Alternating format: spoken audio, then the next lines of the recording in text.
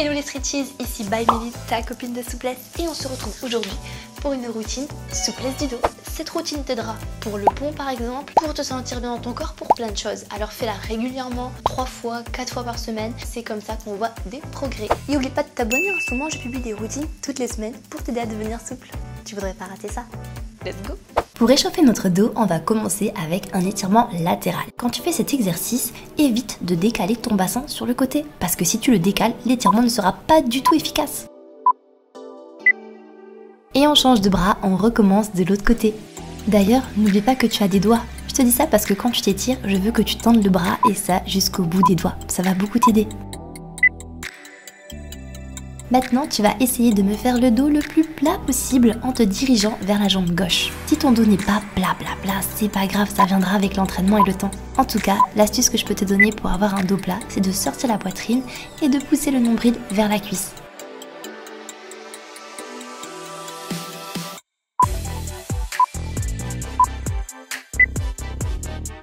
Il ne manque plus qu'à faire le dos plat devant. Je te montre de côté pour que tu vois que mes bras sont vraiment alignés au niveau de mes oreilles. Tu peux souffler et relâcher. Si tu peux, tu touches le sol. Si tu peux pas, tu touches pas le sol. C'est pas grave, l'important c'est vraiment de mettre tout le poids du corps en avant et de se détendre. Tu peux te redresser doucement, la tête en dernier.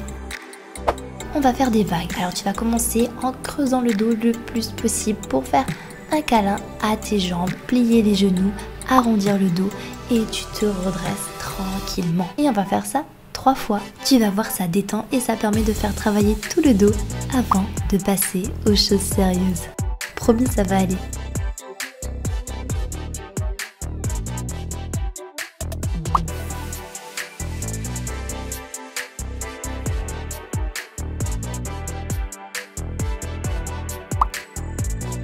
Allez, maintenant qu'on a fait nos jolies vagues, on va pouvoir aller chercher un début de pont.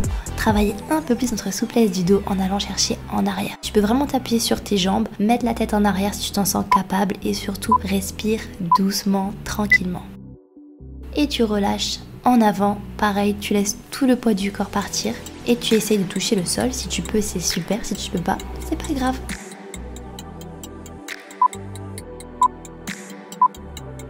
Et comme tout à l'heure, tu remontes doucement, la tête en dernier, et on va pouvoir passer au sol. On va se positionner en cobra. Celui-là, j'ai pas besoin de te le représenter, tu le connais par cœur. Si tu ne te sens pas encore à l'aise dans cette position, tu peux poser les coudes ou avancer un peu plus les bras devant toi. Plus tu les rapprocheras de ton ventre, plus ce sera difficile. Et tu peux relâcher doucement, vertèbre après vertèbre, ça fait du bien. Tu peux coller le front au tapis, détends-toi et inspire fort parce qu'on va repartir en cobra tout de suite. Cette fois-ci, je veux que tu essayes d'aller un peu plus loin que tout à l'heure. Pousse un peu plus dans les bras, mets la tête en arrière, dépasse-toi.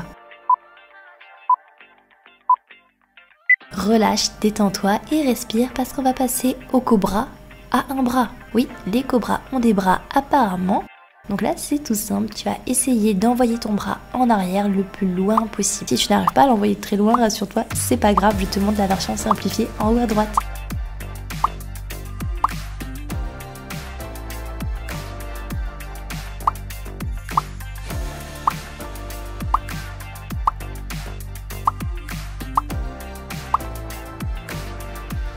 Bien joué, tu peux relâcher et te détendre. Et on va continuer avec la balançoire. Normalement ça s'appelle le panier, mais moi je préfère l'appeler la balançoire et tu vas comprendre pourquoi. Alors déjà, si tu arrives à attraper tes chevilles, c'est très chouette. Si tu les attrapes facilement, je t'invite à te balancer comme ceci. Si tu n'arrives pas à te balancer, ça viendra avec le temps et l'entraînement, je te le garantis. Et tu peux souffler, relâcher, respire parce qu'on va repartir en balançoire ou en panier ou en quelque chose qui ressemble. Je sais pas comment vous dire ça, mais si vous avez mal à un certain endroit, mesdames, moi aussi. Je ne dirai pas où, mais vous me comprenez.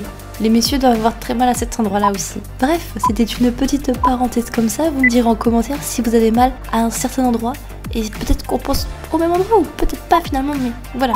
Trêve de plaisanterie, assis-toi parce que maintenant, on va faire le chameau. Bah oui, le chameau, si tu le connais pas, il est comme ça, il va en arrière, il essaye d'attraper ses pattes et surtout il pousse le ventre et il sort la poitrine et il lâche la tête en arrière.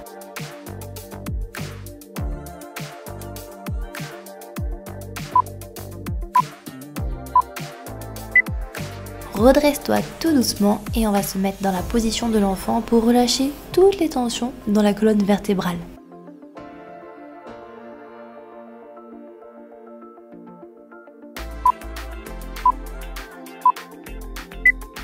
Très bien, maintenant nous allons passer à l'autruche. Oui, c'est très animalier cette routine souplesse du dos, mais c'est pour notre bien. Tu connais l'autruche? Elle enfonce sa tête dans la terre, nous on enfonce la tête dans le tapis et on pousse les aisselles dans le tapis pour étirer un peu plus nos épaules.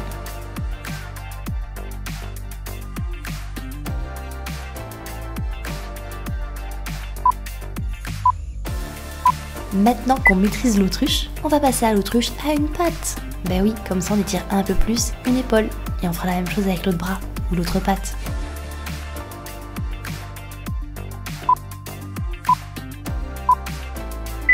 Et on change de bras, je suis sûre que tu me fais une magnifique autruche à une patte. C'est merveilleux ce que tu fais. En plus, tu as fait plus de la moitié de la routine, donc t'y es presque.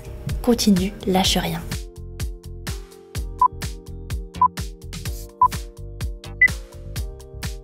Allez, tu peux te redresser et maintenant tu vas me faire un ver de terre. Je rigole parce qu'on n'arrête pas d'enchaîner les animaux et là, le ver de terre, je crois que c'est le clou du spectacle. Le ver de terre, tu vas voir, c'est simple, en même temps c'est pas simple parce que tu vas passer du chameau, tu vas ramper pour faire comme l'autruche tout à l'heure et tu vas passer au cobra. Tu vois, tu fais ce petit enchaînement et après tu reviens en position de l'enfant. C'est pas facile à faire, mais c'est super efficace et ça permet vraiment de travailler notre mobilité. Et devine quoi, on va encore faire 2 vers de terre ensemble. Mais oui, je suis là pour t'accompagner à faire tous les animaux, tous les vers de terre, tout ce qui te permettra d'améliorer la souplesse du dos.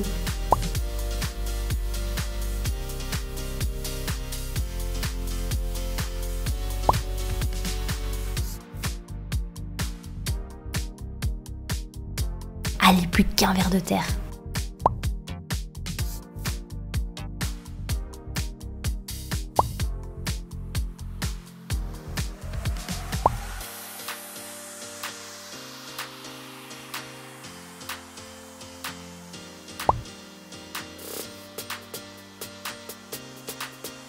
Bien joué à toi et maintenant tu vas me faire une fente, la plus belle fente qui existe. Vérifie que ton genou et ton talon sont bien alignés et pousse les hanches dans le sol pour bien sentir l'étirement au niveau du psoas. Et oui, c'est important d'étirer le psoas quand on veut apprendre à faire le pont.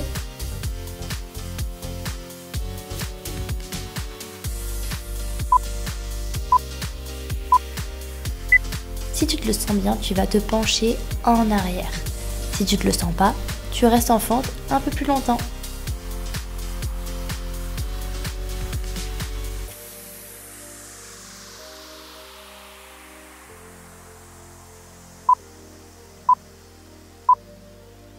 Eh bien, tu te doutes qu'on va recommencer avec l'autre jambe devant.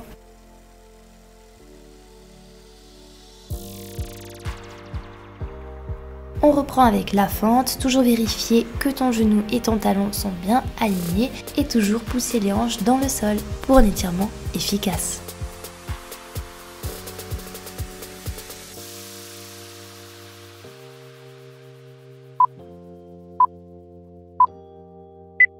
Et on repart en arrière. Ou pas, hein, tu fais comme tu le sens.